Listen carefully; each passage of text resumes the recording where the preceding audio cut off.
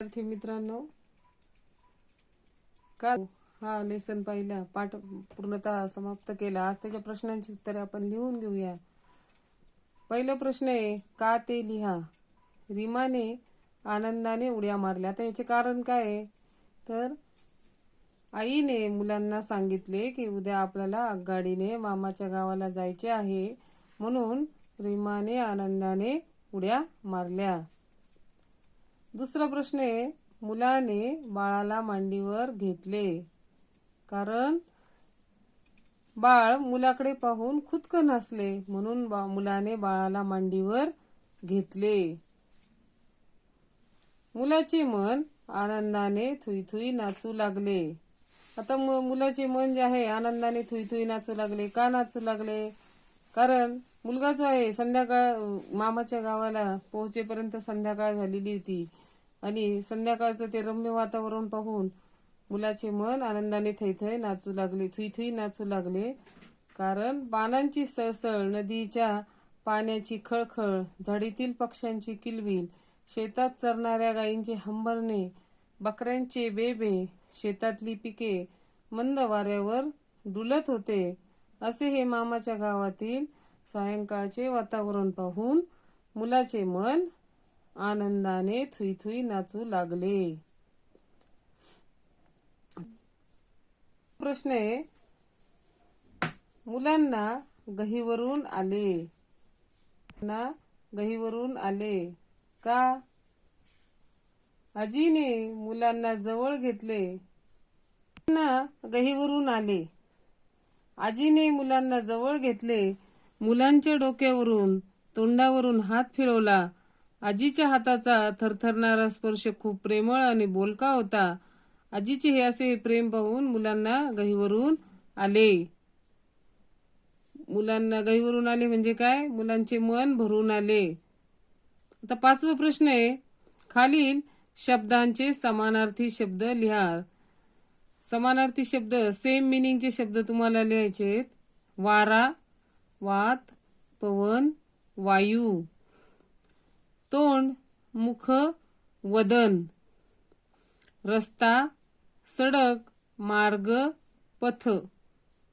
आई, माता, जननी, माय. शेत, रान, वावर, मळा. अशा पद्धतीने या दोन प्रश्नांची उत्तरे जी आहेत मी तुम्हाला लिहून दिलेली आहेत. पुढच्या भागामध्ये आपण पुढची प्रश्नांची उत्तरे बघूया. पण अजून एक पुस्तक क्रमांक 5 वरती आपण यायचंय.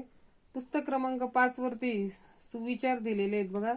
मन प्रसन्न असेल तर कामात उत्साह येतो व काम झटपट होते. तुमचे मन जर प्रसन्न असेल तर कामात उत्साह येतो आणि काम आपले झटपट होते. दुसरा आहे, मनापासून व एकाग्रतेने काम केले तर जीवनात यश हमखास मिळते. So you have to do concentration on your study. पेराल तर चांगले उगवेल हे विसरता कामा नये, कारण ते जीवनाचे सूत्र आहेत. अधिक मित्र हवे असतील तर दुसऱ्यांच्या गुणांचे मनापासून कौतुक करा. आता खाली सूचना फलक दिलेला आहे बघा. तिकिटा एवढेच पैसे वाहकास द्यावे, तिकीट मागून घ्यावे. विविध सूचना आपल्याला प्रवास करत असताना दिसतात किंवा रस्त्यावरती जाता येताना रोडवरती सूचना ह्या दिलेल्या असतात. तर त्यापैकी सूचना या दिलेल्या आहेत. तिकीट ज्यावेळेस आपण बसमधून प्रवास करत असतो, बसमध्ये या सूचना आपल्याला आढळतात. तिकीट आपण काढत असताना कंडक्टरकडे जेवढे तिकिटाला पैसे लागत असतील तेवढेच द्यावे आणि आपण तिकीट त्यांच्याकडून मागून हे घ्यायचे. पुढची सूचना असते बघा, खिडक्यांमध्ये सीटच्या बाजूने ती सूचना ही लावलेली असते. स्त्रिया व अपंग यांच्यासाठी राखीव ठेवलेल्या जागेवर बसू नये. आपल्याला स्त्रियांना आणि अपंग व्यक्तींना रिस्पेक्ट असा द्यायचा असतो. त्यांच्यासाठी रिझर्व केलेल्या जागा असतात, त्याच्यावर आपण बसू नये. या सूचनांचे पालन आपण हे केलं पाहिजे. आता तिसरी सूचना आहे बघा, स्पीड ब्रेकरकडे करू नका दुर्लक्ष, अपघात होऊ नये म्हणून द्या सदैव लक्ष. स्पीड ब्रेकर जो आहे रस्त्यामध्ये असतो तर त्याच्याकडे आपण दुर्लक्ष न करता अपघात होण्यापासून आपलं स्वतःचं संरक्षण करायचं आहे. त्याच्याकडे सदैव लक्ष हे द्यायचं आहे. वाहन चालवताना मोबाईलचा वापर नेहमी टाळा.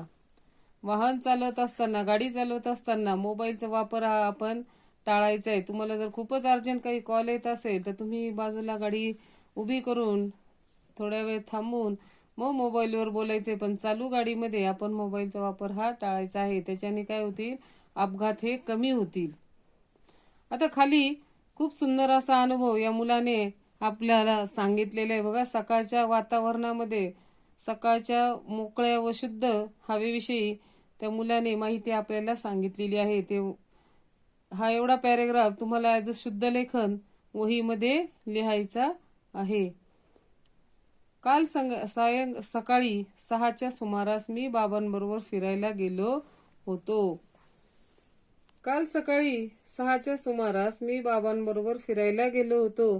पूर्वेकडून सूर्य वर येत होता. सूर्याची ती लालसर पिवळी किरणे किती वेगळी व छान दिसत होती. स्वतःचा अनुभव या मुलाने व्यक्त केलेला आहे. त्यांच्याकडे मी वारंवार पाहत होतो. सकाळचा तो गारवा किती छान वाटत होता. रस्त्यातल्या झाडांवर वेगवेगळे पक्षी बसलेले होते. त्यांचे वेगवेगळे आवाज कानांवर पडत होते. बाबा खूपच भरभर चालत होते. चालता चालता मी मात्र दमलो होतो. आता हा मुलगा जो आहे त्याच्या वडिलांबरोबर फिरायला गेलेला आहे. सकाळच्या वातावरणाचे त्यांनी वर्णन हे केलेलं आहे. बाबांना मी थांबायला सांगितले. आम्ही एका ठिकाणी बसलो. बाबा सकाळच्या मोकळ्या व शुद्ध हवेविषयी मला सांगत होते. बाबा सकाळच्या चालता चालता मी मात्र दमलो होतो. बाबांना मी थांबायला सांगितले. आम्ही एका ठिकाणी बसलो. बाबा सकाळच्या मोकळ्या व शुद्ध हवेविषयी मला सांगत होते. खरंच त्या शुद्ध व मोकळ्या हवेचा अनुभव मला येत होता. मला प्रसन्न व ताजेतवाने झाल्यासारखे वाटत होते. रोज सकाळी लवकर उठण्याचा आणि फिरायला जाण्याचा अनुभव तुम्ही पण घ्या. तुम्हालाही छान वाटेल. तर या मुलाने सकाळी फिरायला जाण्याचा आपला अनुभव हा इथे मांडलेला आहे. तर ॲज अ शुद्ध लेखन तुम्ही हा पॅरेग्राफ लिहायचा आहे. पुढच्या तासाला आपण पुढचे प्रश्न उत्तर लिहून घेऊया.